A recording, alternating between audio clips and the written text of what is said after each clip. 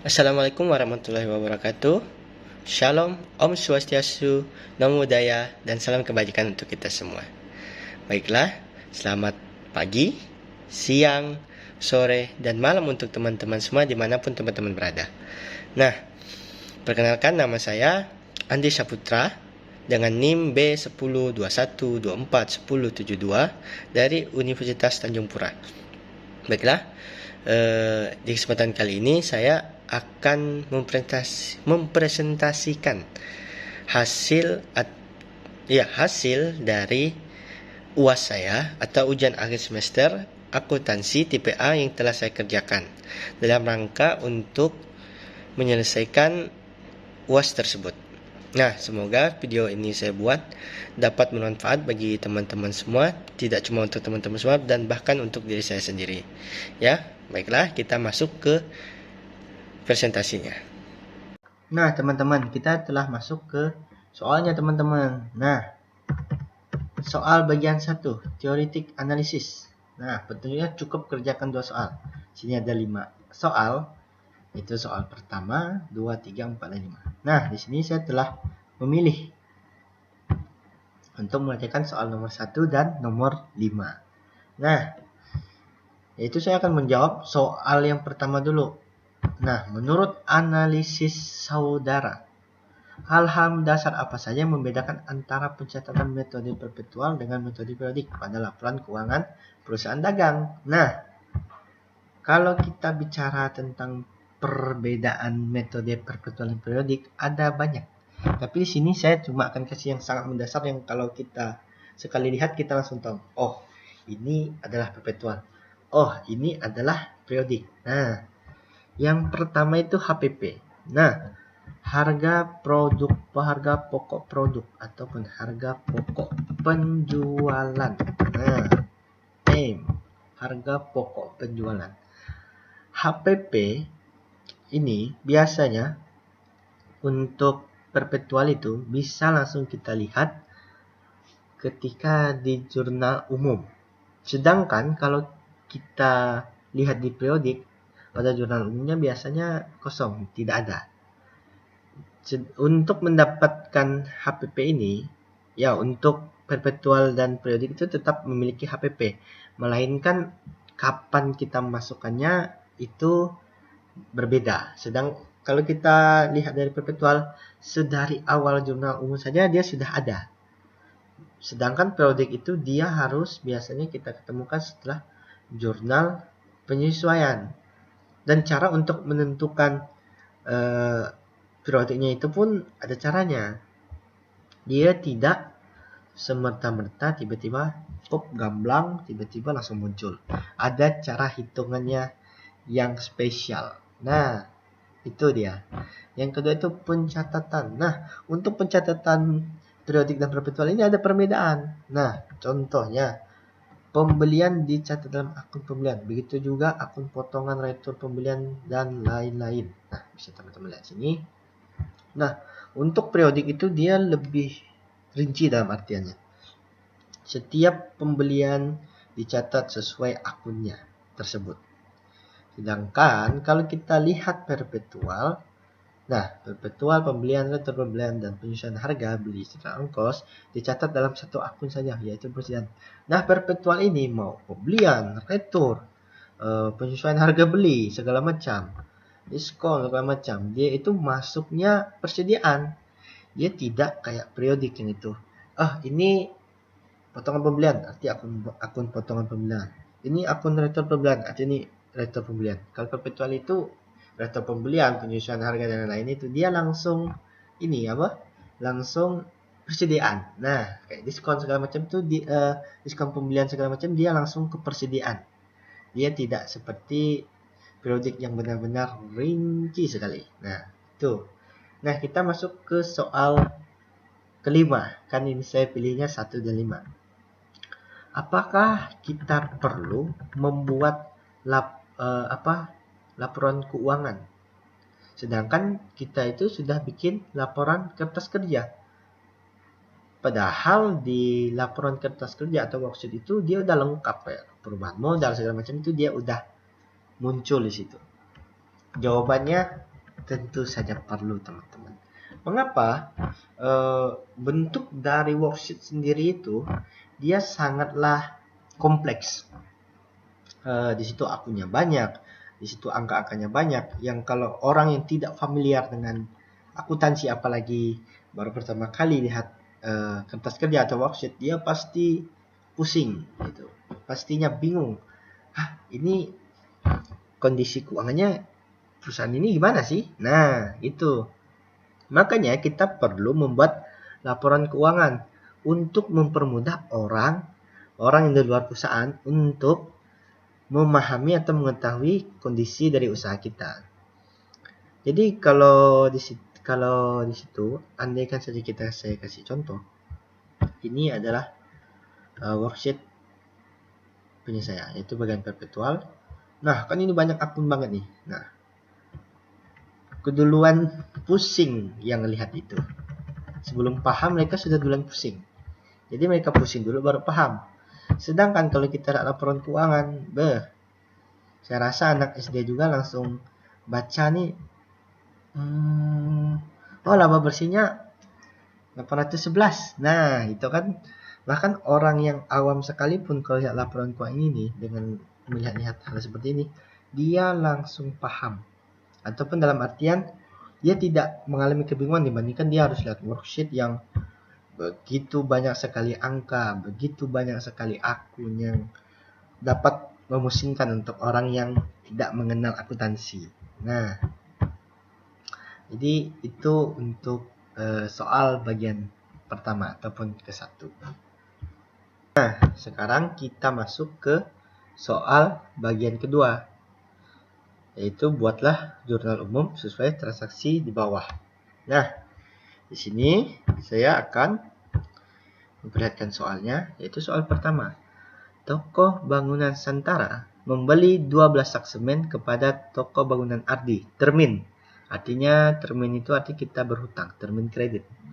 Dengan syarat 10/10, N/10/10, dalam artian kalau kita membayar dalam waktu 10 hari, kita akan mendapatkan diskon 10%. Sedangkan kalau lewat dari 10 hari, artinya dia lebih dari 10 hari atau 11 atau 12 hari berikutnya, dia dikenakan tarif normal. N30 maksudnya ada tarif normal.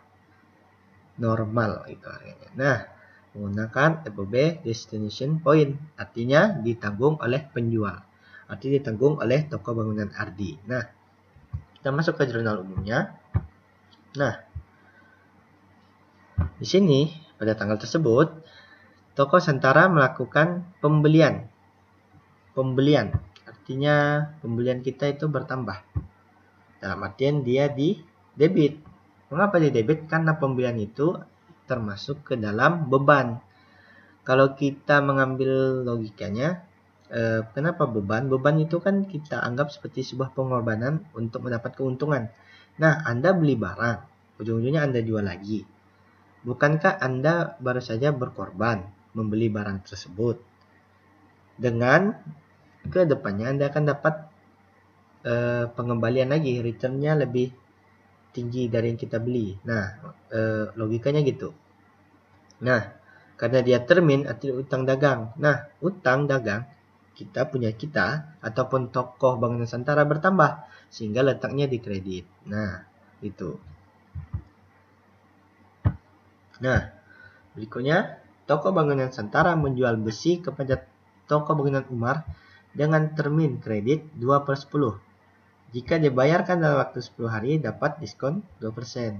Kalau lebih, harga tarif normal. Nah, FOB Destination Point kita, artinya kita penjual yang menanggungnya, senilai 50. HPP barang dijual sebesar 15. Apa itu HPP? Harga pokok penjualan. Nah, ataupun mungkin teman-teman lebih familiarnya seperti modal dari barang tersebut. Nah, catat menggunakan metode perpetual. Nah, pada tanggal 3 Desember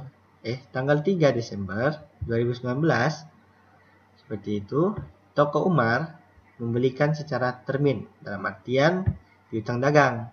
Nah, teman-teman sudah tahu piutang dagang itu masuk ke akun betul harta. Sehingga kalau piutang dagang kita itu bertambah, dalam artian dia di debit. Nah, penjualan itu pendapatan. Pendapatan itu letaknya kalau bertambah di kredit. Nah, ini dia perbedaannya. Kita lihat kalau di perbedaan dari periodik dan HPP. Nah, HPP-nya ya penjualan kita, harga pokok penjualnya sebesar 15. Nah, pengeluaran kita bertambah yaitu 15. Nah, tetapi persediaan barang kita, karena kan barangnya telah kita jual nih, berkurang sehingga letaknya di kredit. Nah, berikutnya lagi 5 Desember. Meretur 2 sak semen kepada toko bangunan Adi karena semen buku menggunakan metode perpetual. Nah, kita meretur semen 2 buah, 2 sak dikarenakan semennya buku. Nah, menggunakan metode perpetual. 5 Desember. Utang dagang kita berkurang. Mengapa berkurang? Nah, di sini kita melakukan penghitungan.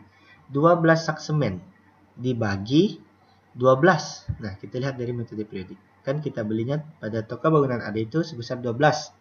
12 sak semen harganya 12. Nah, artinya kita bagi dulu. 12 sak semen itu dibagi 12. Ternyata 1. Anggap aja di sini 1.000. 1.000. 1 juta. Nah, gitu kan. Nah, kita kembalikan 2 sak. 2 karung. Nah, dalam artian utang dagang kita yang harusnya 12 itu kan berkurang. Mengapa berkurang? Karena udah kita retur. Makanya utang dagang kita berkurang. Berkurang letaknya di debit. Nah, persediaan barang kita berkurang. Mengapa berkurang? Ya karena barangnya udah kita retur. Ya, karena persediaan itu kan dia harta. Harta kalau berkurang letaknya di kredit. Nah, masuk ke soal berikutnya. 6 Desember membayar ongkos kirim penjual pada 3 Desember. Nah, ini saling bersangkutan nih. Pada tanggal 3 Desember, FOB di sini poin ditanggung oleh penjual. Toko Umar membeli dari kita besi.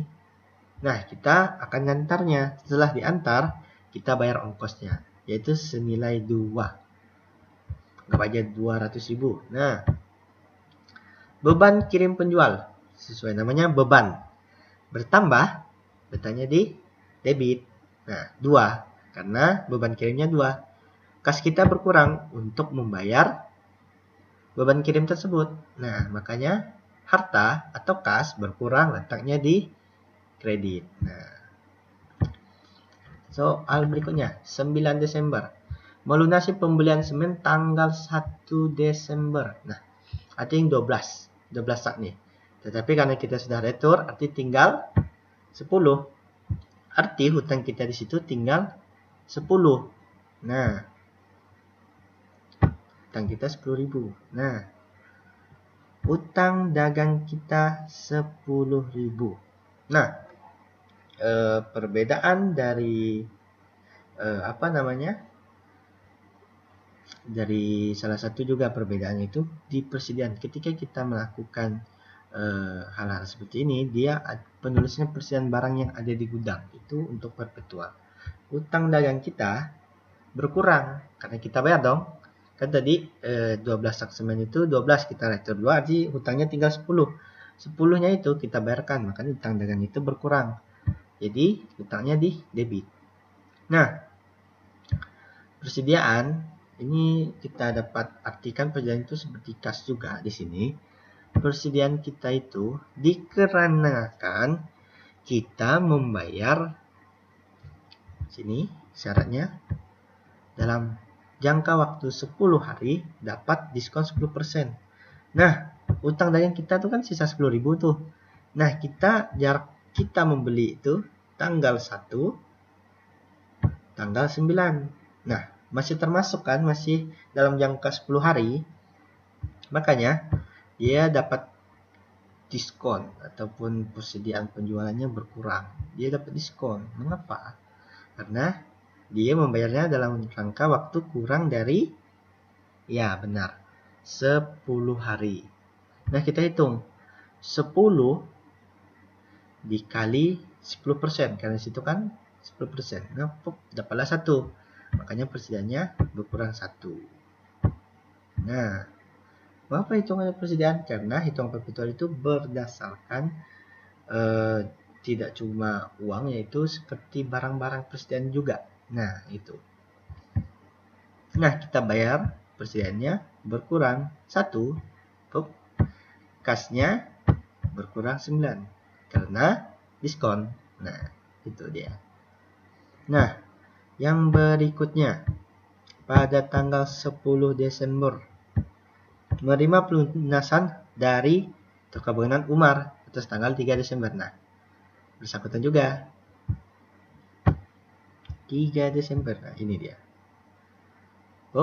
Di sini kas kita bertambah. Mengapa? Dia bayar hutang, kan?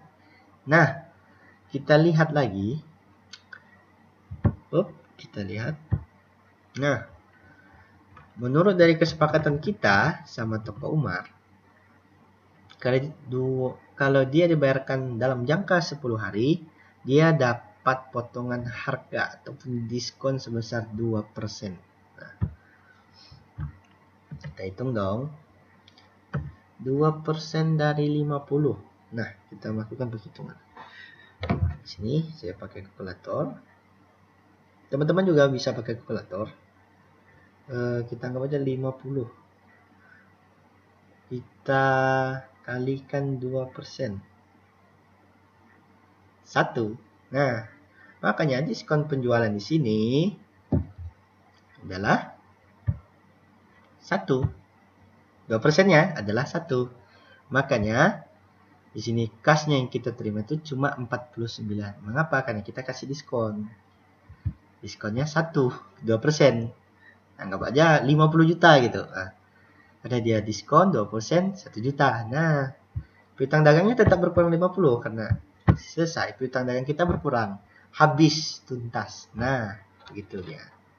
Nah, untuk ya bisa teman-teman lihat untuk penyetaraannya ini sudah balance, sudah seimbang, sama rata.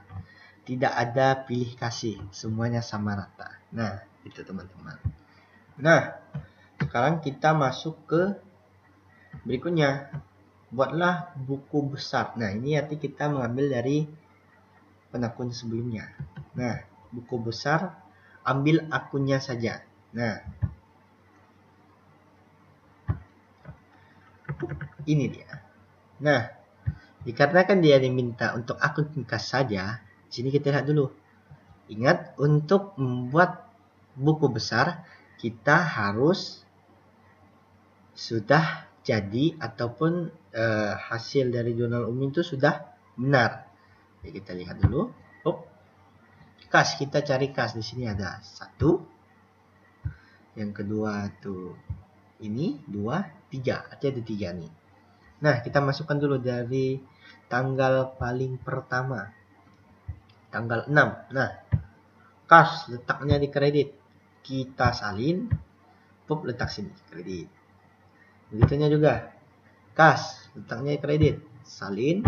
Masukkan ke sini. Sesuai tanggalnya. Berikutnya lagi. Masukkan kas. Ini. Salin. Masukkan ke sini. Nah, sekarang penghitungan saldonya. Dikarenakan kas sebelumnya yaitu dia di kredit, makanya dia letaknya di kredit terlebih dahulu. Nah, ini kredit 2. Nah, ingat untuk penghitungan dari buku besar ini dia makin turun makin bisa bertambah bisa berkurang. Kalau dia kredit ketemu kredit arti bertambah kreditnya. Kalau debit ketemu kredit arti debitnya berkurang. Nah, itu dia. Nah, kredit 2 pada tanggal tersebut ditambah kredit pada tanggal berikutnya, tanggal 9. Seperti saya bilang, kredit tambah kredit jadi kredit bertambah kredit. Makanya di sini ada kesalahan. Ini harusnya 11.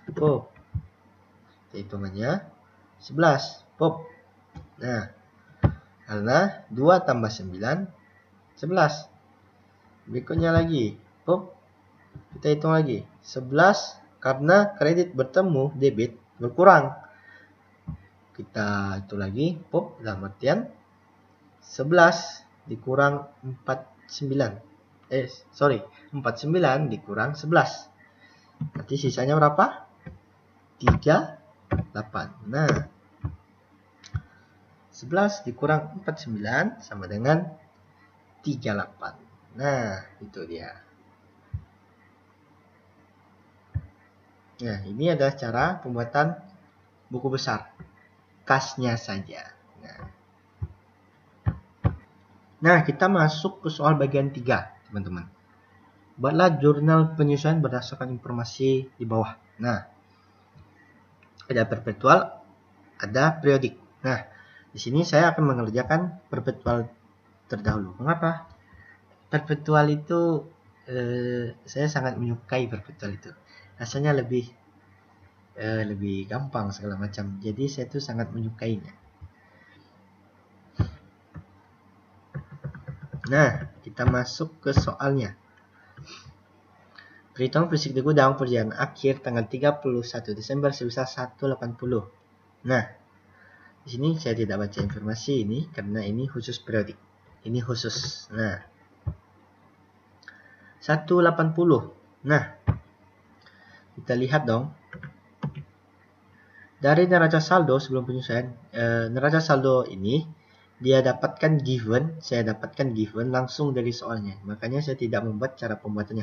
Karena ini tiba-tiba muncul saja dari permukaan inti bumi langsung ke soal. Jadi dia ini begitu juga. Tiba-tiba langsung muncul ke Excel tanpa cara pembuatan. Nah, pesan barang sini adalah 230. Sedangkan katanya di sini cuma sisa 180 kan? Nah, jadi di sini kita buat tabelnya, masukkan tanggal segala macam. HPP-nya itu dikarenakan hilangnya 50, arti HPP kita itu pengorbanan kita itu bertambah. Karena dia hilang 50, arti pengorbanan kita itu bertambah 50 di sini. Makanya HPP-nya letaknya di debit. Sedangkan persediaan kita itu berkurang. Mengapa? Harusnya persediaan kita itu 230. Tetapi setelah kita cek sisa 180, jadi 50-nya hilang. Jadi 50-nya itu persediaan kita berkurang. Nah, makanya jadinya begini. Nah, berikutnya soal berikutnya. Bayar asuransi kebakaran untuk 1 Januari 2019 sampai 31 Desember. Nah, kita hitung dulu nih. 2019, 2020, 2021, 2022, 2023. Arti 5 tahun, teman-teman semua. Nah, kita lihat dulu. Kita harus lihat dari neraca saldonya dulu. Nah, asuransi dibayar di muka 5 tahun. Arti tahun 2019 itu sudah akan habis. Artinya setelah 1 tahun kita pakai. Nah, untuk mengetahui 1 tahun itu kita pakainya berapa banyak, kita bagi 50 ataupun asuransi dibayar muka, kita bagikan dengan 5 tahun total pembayarannya. Nah, 50 bagi 5 sisa 10. Nah, artinya dalam 1 tahun itu kita pakainya 10. Sehingga di sini beban asuransinya baru kita pakai itu baru 10. Nah, beban asuransi dibayar mukanya juga baru 10. Kenapa? Karena kita baru pakai 10. Nah, beban asuransi letaknya di debit. Asuransi dibayar muka letaknya di kredit. Nah, itu. Nah, kita masuk soal berikutnya. Perhitungan fisik perlengkapan pada 31 Desember 2019 saldo akhir sebesar 25. Artinya ini perlengkapan kita. Kita lihat lagi. Perlengkapan. Situ adalah perlengkapan. Nah, perlengkapan. Nah,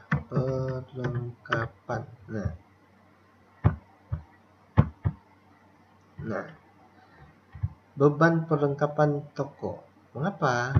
Nah, ini kan dia bilang sisa 25.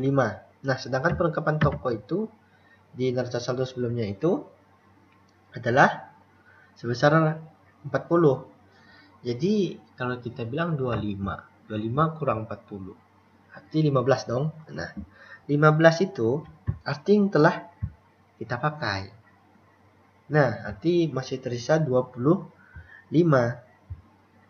Hingga beban perlengkapan toko, beban yang telah kita korbankan untuk perlengkapan toko itu 15. Sedangkan perlengkapan toko itu ya 15 karena dia berkurang. Seperti itu. Makanya beban perlengkapan toko, pengorbanan kita bertambah sebesar 15. Maka letaknya di debit. Sedangkan untuk perlengkapan toko berkurang, jadi letaknya di kredit. Dia harus berkurang karena telah kita pakai. Nah, beban depresiasi peralatan toko. Artinya ini soal berikutnya nih. Peralatan toko. Nah, dibeli pada tanggal 1 Januari 2019. Estimasi masa pakai 5 tahun. Nilai sisa 40. Berarti harus kita kita gunakan metode garis lurus untuk menghitungnya. Nah, untuk metodenya sendiri ada caranya, teman-teman. Kita harus lihat dulu peralatan 140 peralatan toko, ya kan? Peralatan toko, betul, peralatan toko. Nilai sisa 40. Nah, artinya rumusnya ini gini. Jadi bisa teman-teman catat. Sini saya bikin Excel-nya, jadi bisa teman-teman catat kalau pengen itu. Harga barang tersebut dikurang nilai sisa dibagi per tahun. Nah, itu dia rumusnya gitu. Jadi, seperti yang saya bilang, harganya 140 dikurangi nilai sisa 40 dibagi tahunnya. 5 tahun, arti 5. Arti 100 dibagi 5. Sisa. Artinya 20. Nah, di sini maka begini. Beban depresiasi peralatan tokonya adalah 20. Akumulasi depresiasinya peralatan 20. Ini adalah yang kita pakai. Nah, beban tuh bertambah. Letaknya debit.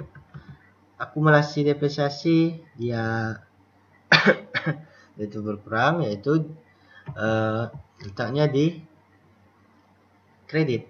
Nah, masuk soal berikutnya. Peralatan kantor. Estimasi masa pakainya 6 tahun. Tidak ada nilai sisa, metode garis lurus. Peralatan kantor, nanti kita harus lihat lagi. Peralatan kantor. Nah, ini dia, 60. Soalnya dibagi 6. Nah, ini sama. Tapi dikarenakan dia tidak punya nilai sisa, langsung kita bagikan saja tahunnya. Arti 60 dibagi 6 tahun. 10. Nah, jeng-jeng. Langsung jadi 10. Ya, ini adalah yang kita pakai, bebannya, yang pengorbanan kita yang telah berkurang, akumulasi ini telah berkurang, beban yang telah kita korbankan 10. Nah, beban debit, akumulasi kredit. Nah, itu. Berikutnya lagi, pembayaran gaji setiap bulannya adalah pada tanggal 26.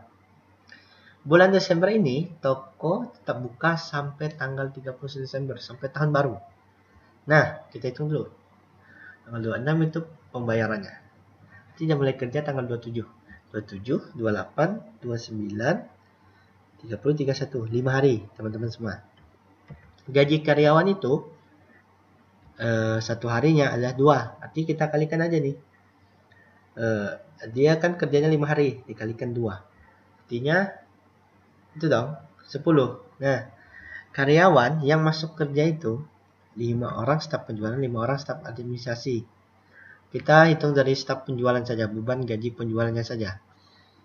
Arti kan dia itu 5 hari itu, satu orang itu dan 5 hari itu mampu menghasilkan 10. Nah, kita kalikan 5 orang penjualan. Artinya 5 kali 10 adalah 10. Salah dong. 5 kali 10 sama dengan 50. Nah, begitu juga staf administrasi. Sama caranya. kita kalikan. Nah,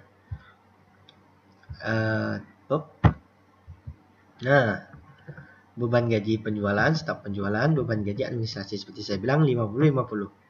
Karena dia kerja 5 hari, satu orang itu mampu menghasilkan 10.000 dalam waktu 5 hari itu. Kalikan 5 orang dari staf penjualan itu 50.000, dikalikan gaji administrasi 5 orang 50.000. Nah, tetapi kan belum gajian mereka itu, sehingga jadi utang gaji. Kenapa? Ya karena belum waktunya gajian, makanya kita masih berhutang. Nah, kita masuk ke ini. Makanya sebelumnya kita lanjutkan lagi untuk beban gaji ini. Makanya ini letaknya debit karena beban, kita pengorbanan kita 50-50, utang gaji ya dia letak kredit karena utang kita bertambah karena kita belum bayar karena belum waktunya bayar.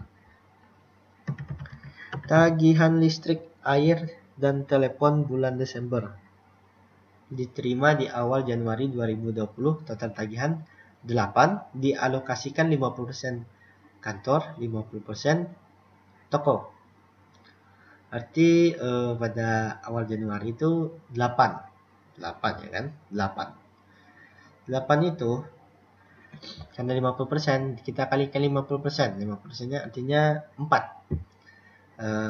Arti untuk toko itu pemakaiannya itu 4%, untuk kantor itu pemakaiannya 4%. Makanya beban listrik, air, telepon toko untuk toko adalah 4, untuk kantor adalah 4. Nah, karena dia diterima itu di bulannya Januari, arti kita belum bayar. Ya kan, kita belum bayar, sehingga beban yang masih harus bayar itu, ingat beban yang masih harus bayar itu dia masuknya hutang. Karena kita harus bayar. Bukan dia termasuk beban. Karena ini hutang. Makanya dia letaknya di kredit. Nah, 8. Dia bertambah, hutangnya bertambah, letaknya di kredit. Nah, sekarang kita lanjutkan ke soal terakhir. Utang bank BNI untuk modal kerja dengan bunga 30%. Cukup tinggi ya teman-teman. Selama 5 tahun. Nah, pinjaman cair pada tanggal 1 Mei. Ini Mei, itu Mei, ini Desember. Jadi kita hitungannya dari bulan Mei ya. Mei, Juni, Juli, Agustus, September, Oktober, November, Desember. 8 bulan teman-teman. Setelah 8 bulan berjalannya. Nah, cicilan pokok dan bunga dibayar 1 tahun sekali. Cicilan pertama jatuh tempo tanggal 1 Mei. Nah, jadi untuk kita dapat mengetahui yang akan kita masukkan ke jurnal penyesuaian, kita lihat dulu utang banknya pada neraca saldo sebelum penyesuaian. Utang bank itu adalah sebesar 30. Nah, soalnya 30%. Nah, ini untuk teman-teman bisa siapkan kalkulator, mungkin mau dicatat juga rumusnya, bisa juga di sini 30 kan? 30 yaitu utang banknya. Dikalikan 30%. Nah, dapatnya 9 kan? Nah, karena 30 dikali 30%, dapatnya 9. Nah, 9 ini kita bagikan selama 1 tahun. 1 tahun itu 12 bulan. Dibagi 12.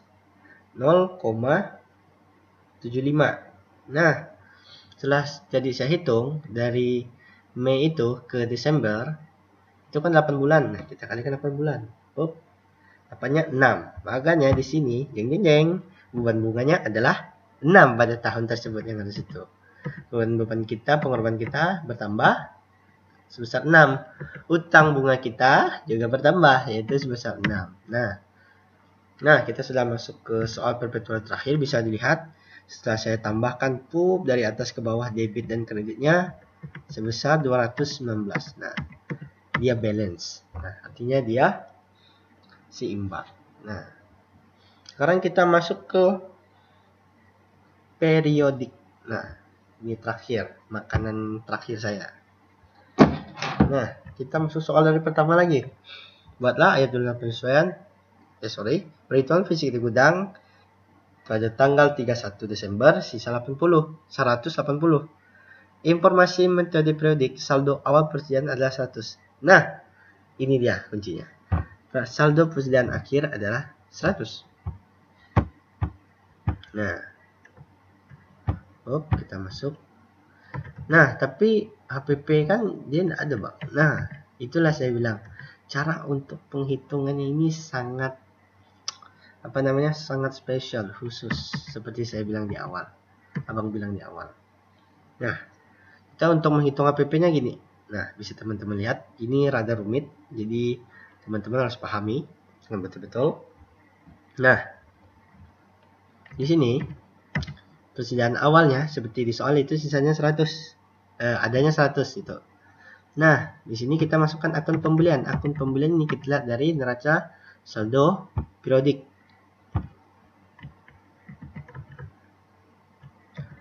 Pembelian mana ya? Nah, 745. Kita masukkan. Retur, diskon pembelian. Kita lihat lagi. Retur, diskon pembelian. Nah, 255. Nah, kita masukkan, kita copy-copy saja. Pop, jadi gini. Nah, di sini alurnya ya supaya teman-teman paham. Nah, di sini kita masukkan pembelian, retur, diskon pembelian.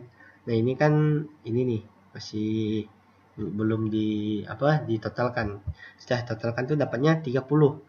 Nah, untuk retur potongan dan diskon pembelian ini harus kita kurangi dengan pembelian kita. Makanya di sini hasilnya 715 karena 745 dikurang 30 hasilnya 715. Nah, beban kirim pembelian kita lihat lagi nih. Beban kirim pembelian mana ya? Nah, 15. Sehingga bertambah dong. Beban kirim pembelian itu bertambah. Jadi 715 ini yang setelah dikurangi, kita tambah 15 yaitu 730.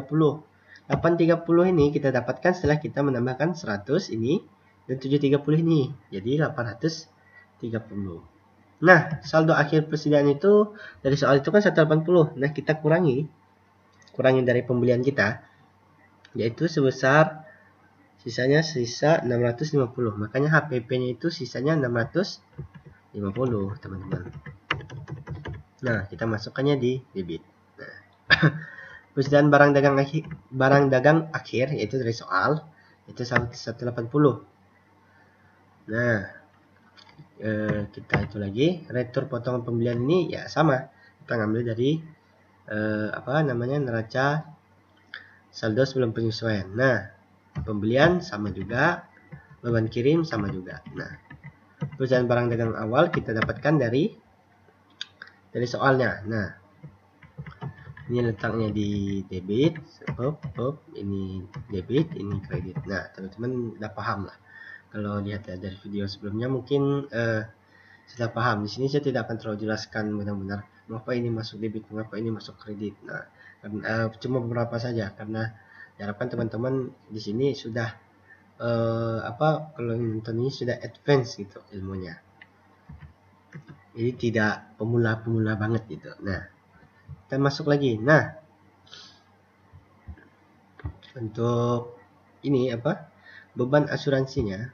Sebenarnya ini kalau kita lihat ini sama persis. Nah, lihat kan? Karena dia dari soal yang sama, contoh beban asuransi bidang muka, beban asuransi ini dia sama.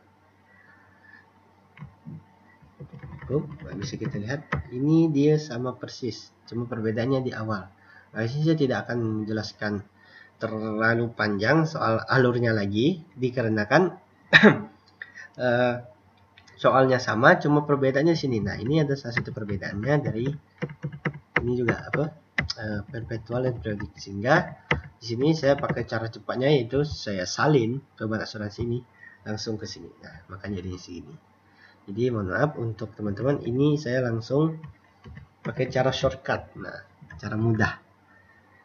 Tidak akan saya jelaskan lagi karena penjelasan perpetual dan periodik untuk hal ini sama. Ya, sama saja, tidak ada perbedaan. Nah, setelah dijumlahkan yaitu sebesar 1029. Nah, ini dia balance dua-duanya. Nah,